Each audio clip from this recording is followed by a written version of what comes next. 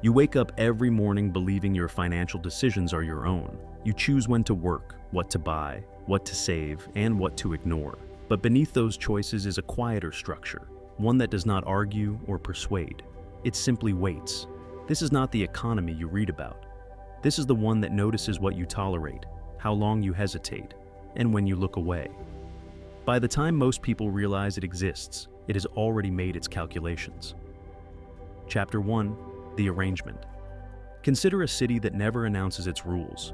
There are no signs explaining who advances and who stalls, no voice telling you when you've crossed an invisible threshold.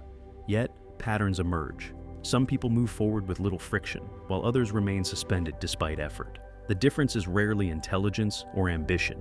It is alignment. The hidden economy is built on arrangements that reward predictability, not talent. If your behavior can be anticipated, it can be priced, managed, and delayed. Most people are trained early to become legible. They announce their needs too quickly, react publicly to pressure, and seek validation before acting. This visibility feels like participation, but it is often compliance. Systems do not need to block you when you reveal yourself willingly.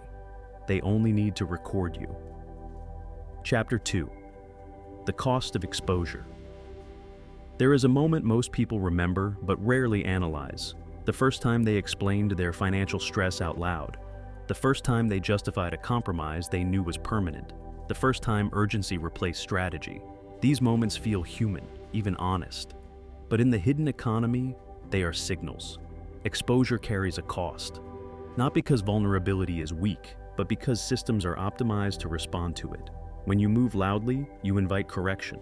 When you rush, you accept unfavorable terms. When you explain yourself, you surrender leverage. The invisible economy does not punish emotion. It monetizes it. Those who rise quietly often appear lucky from the outside. In reality, they are simply unreadable. Their timelines are opaque.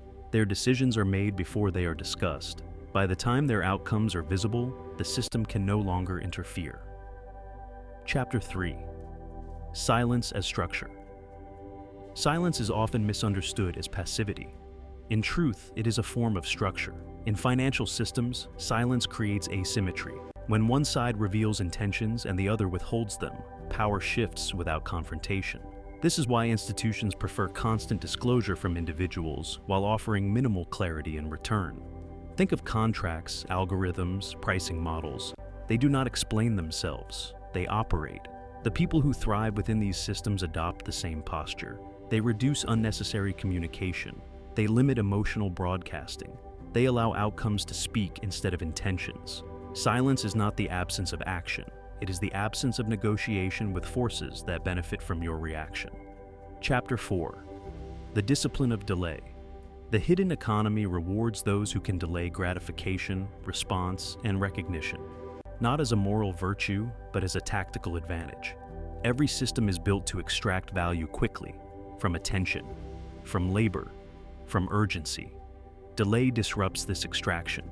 When you pause instead of responding, you create space to observe. When you wait instead of rushing, you force the system to reveal its incentives. This is why impatience is so expensive. It shortens your horizon and hands control to structures designed to outlast you. Those who practice disciplined delay are often mistaken for slow movers. In reality, they are conserving momentum.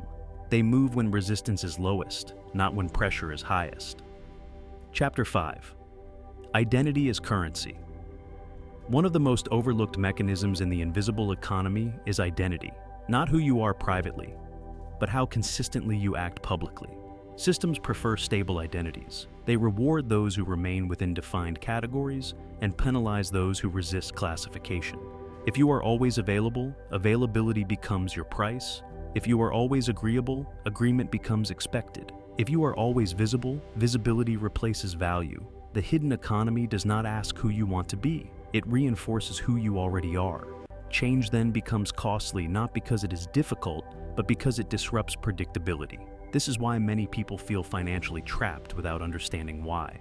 Their identity has been priced into the system, and deviation threatens its efficiency. Chapter 6. The Exit That Isn't Loud. There is no dramatic escape from the invisible economy, no announcement, no rebellion. Those who exit do so quietly, By reducing dependence rather than seeking dominance, they simplify. They eliminate obligations that require constant justification. They choose fewer inputs, fewer reactions, fewer explanations. This is not withdrawal from society. It is selective participation, a refusal to perform continuously for systems that do not reciprocate transparency. Over time, this restraint compounds. Opportunities appear not because they were chased, but because they were not dismissed in haste. The hidden economy does not notice when you leave its margins. It only notices when you stop feeding it. Chapter 7. What remains?